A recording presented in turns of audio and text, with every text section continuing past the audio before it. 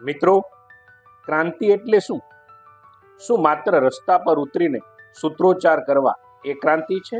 ના, સાચી ક્રાંતિ તો એ છે જે માણસના વિચારોના મૂળિયાને હચમચાવી નાખે છે.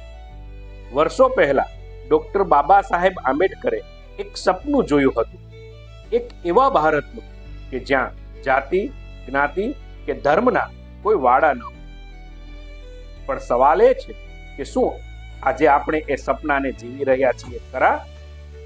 ડોક્ટર બાબા સાહેબે આપણને એક જ મંત્ર આપ્યો હતો: શિક્ષિત બનો, સંગઠિત બનો અને સંઘર્ષ કરો.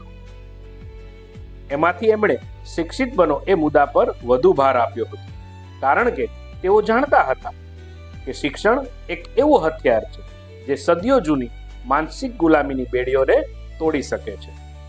સામાજિક ક્રાંતિની ખરી શરૂઆત કોઈ મેદાનમાં નહીં પણ શાળાના ક્લાસરૂમમાં થાય છે.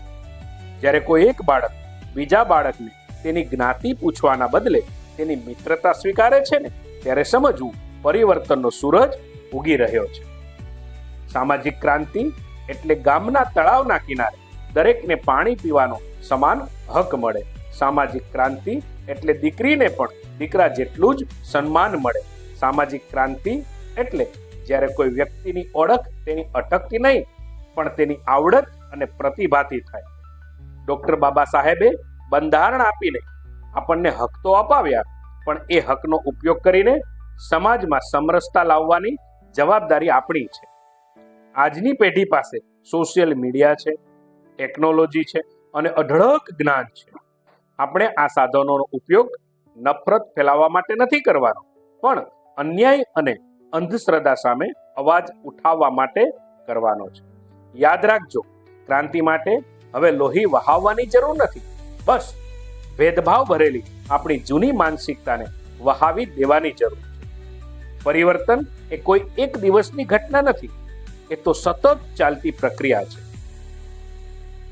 તો ચાલો આજના દિવસે આપણે એક સંકલ્પ કરીએ કે બાબા સાહેબના વિચારોને દિવાલ પરના ફોટા સુધી સીમિત નહીં રાખીએ, પરંતુ આપણે તેને આપણા જીવનમાં ઉતારીશું.